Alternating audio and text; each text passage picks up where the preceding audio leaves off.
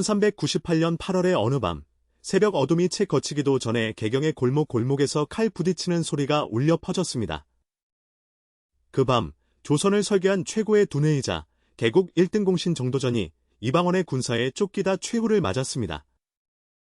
세자로 책봉되어 왕위를 이을 것이라 여겨졌던 이복 동생 방석과 방번 역시 그 밤을 끝내 넘기지 못했습니다. 조선이 건국된 지 불과 6년 만에 고려 왕실을 무너뜨린 이씨 왕실이 이번에는 스스로의 피를 흘리기 시작했습니다. 이것이 조선사 최초의 고륙상쟁, 제1차 왕자의 난의 서막이었습니다. 이 피의 밤을 이해하려면 조선 건국의 순간으로 시계를 되돌려야 합니다.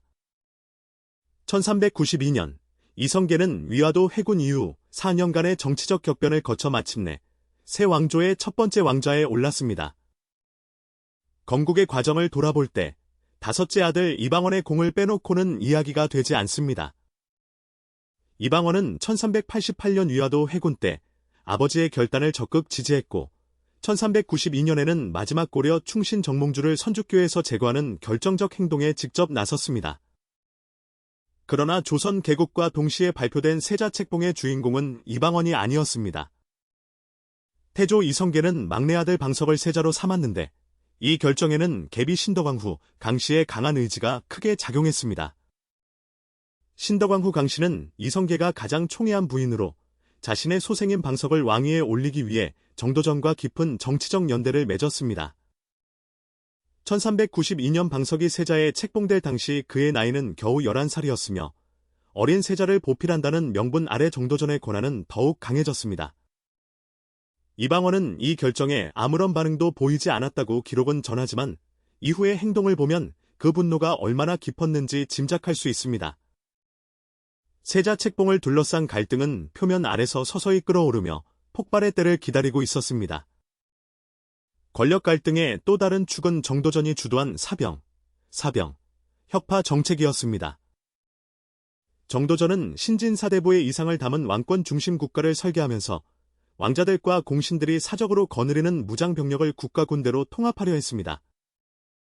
당시 이방원을 포함한 왕자들은 각자 수백에서 많게는 수천 명에 달하는 사병을 거느리고 있었으며 이 사병이야말로 그들의 실질적인 권력 기반이었습니다.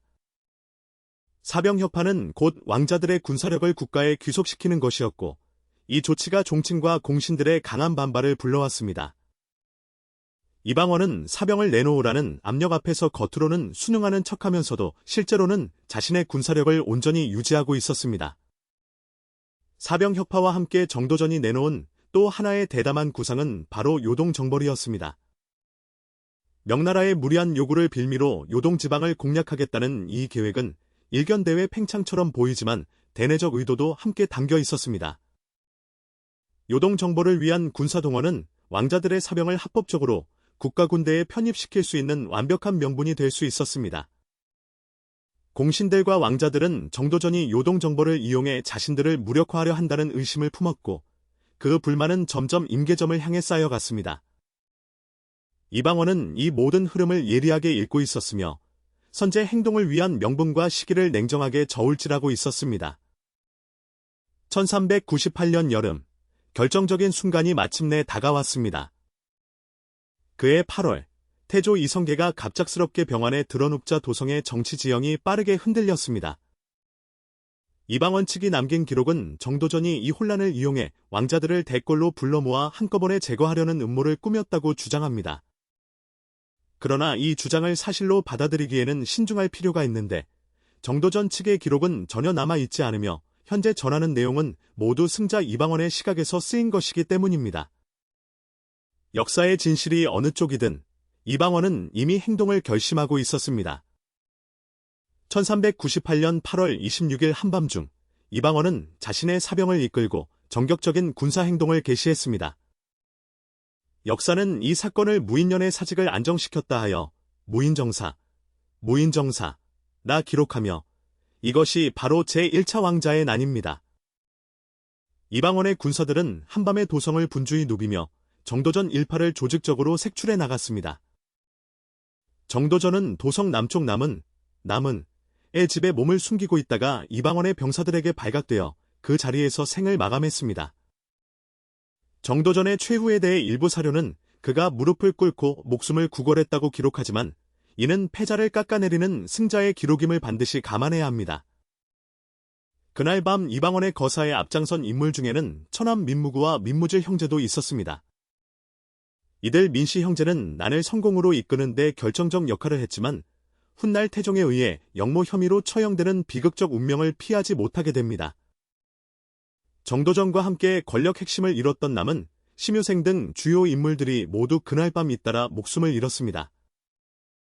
세자방석은 거사 직후 귀향길에 올랐다가 호송 도중에 살해되었으며 방번 역시 같은 운명을 끝내 피하지 못했습니다.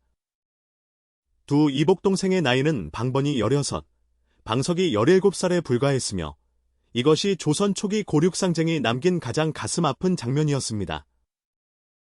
병석의 노은 태조 이성계는 아들들이 같은 핏줄의 형제를 죽이는 참극을 속수무책으로 들어야만 했습니다. 특히 계비 강씨의 소생 두 아들을 잃은 충격은 이성계에게 씻을 수 없는 깊은 상처를 남겼습니다. 야사에는 이성계가 분노 속에 활을 집어들고 이방원을 향해 겨누었다는 일화가 전해지며 그 분노가 얼마나 극한에 달했는지를 짐작해야 합니다. 결국 태조는 왕위를 둘째 아들 이방과 곧 정종에게 서둘러 물려주고 스스로 상왕의 자리로 물러났습니다. 1398년 9월 정종이 즉위했지만 실제 권력의 고삐는 이미 이방원의 손에 단단히 쥐어져 있었습니다.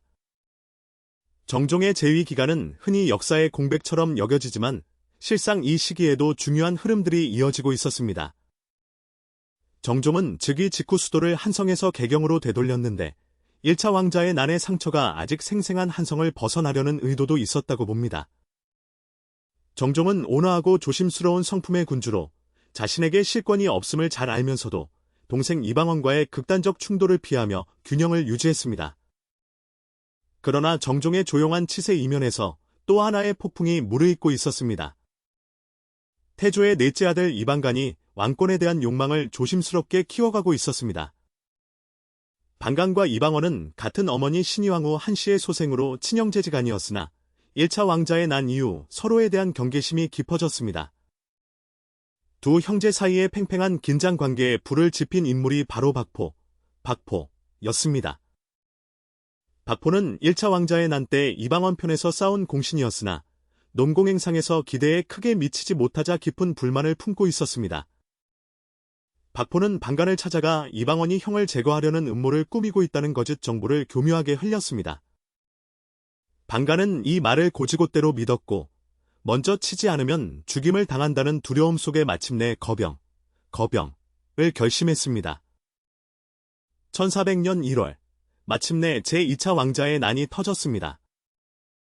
방간은 자신의 사병을 이끌고 거병하여 개경의 거리에서 이방원의 군사와 정면으로 맞붙었습니다. 왕자들의 군대가 도성 한복판에서 서로 칼을 겨누는 조선 역사에서 전례를 찾기 어려운 전투가 벌어진 것입니다. 전투는 치열하게 전개되었으나 결과는 이방원의 완승이었습니다. 이방원은 병력의 규모와 질, 작전의 치밀함, 그리고 명분의 주도권이라는 모든 면에서 형방간을 압도했습니다. 패배한 방간은 생포되어 유배지로 떠났으며 난을 부추긴 박포는 참수형에 처해졌습니다. 방간은 이후 수십 년을 유배지에서 쓸쓸히 보내다 세상을 떠났으며 그의 삶은 권력욕이 빚은 비극의 전형으로 역사에 남았습니다. 두 차례의 왕자의 난을 거치며 이방원의 정치적 경쟁자들은 모두 제거되거나 복종을 강요받았습니다. 1400년 2월 이방원은 왕세제로 공식 책봉되어 누구도 이의를 제기할 수 없는 후계자 지위를 굳혔습니다. 정종의 왕위 이양은 이제 시간 문제였습니다. 1400년 11월 정종은 이방원에게 왕위를 넘기며 스스로 상왕의 자리로 물러났습니다. 이방원, 곧 태종의 즉위는 조선이 개국한 지 불과 8년 만에 이뤄진 세 번째 왕위 교체였습니다.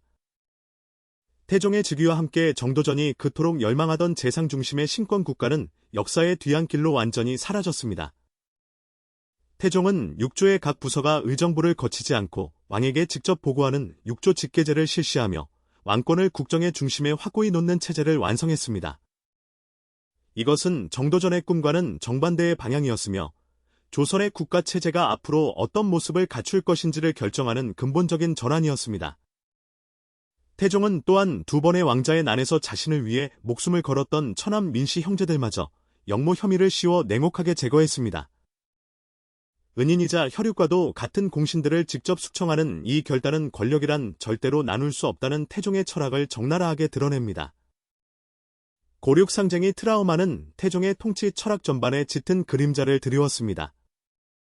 그는 피를 나눈 형제들마저 권력 앞에서는 적이 될 수 있음을 몸소 경험했기에 왕권을 위협할 수 있는 모든 요소를 선제적으로 제거하는데 조금의 망설임도 두지 않았습니다. 태종은 세종에게 왕위를 물려주기에 앞서 세종의 치세를 위협할 수 있는 외척과 공신 세력을 스스로 정리해두는 치밀한 준비까지 마쳤습니다. 역사는 이방원을 두고 피로 물든 손으로 조선의 기틀을 다진 군주라고 평가합니다. 형제를 죽이고 아버지의 원한을 샀으며 자신을 도운 공신과 외척마저 숙청했지만 그 냉혹한 선택들이 조선 500년의 안정된 기반을 만들었습니다. 정도전이 조선의 설계도를 그렸다면 이방원은 그 땅을 피로 고르고 주춧돌을 손수 놓았습니다. 두 번의 왕자의 난은 조선이 혼란의 초기를 지나 강력한 왕권 국가로 도약하는 피로 쓴 서막이었으며 바로 그 위에서 세종의 시대가 꽃을 피우게 됩니다. 다음 편에서는 태종이 피와 냉혹함으로 다져놓은 왕권의 기반 위에서 그의 아들 세종이 어떻게 조선 역사상 가장 찬란한 황금기를 열었는지를 함께 살펴보겠습니다.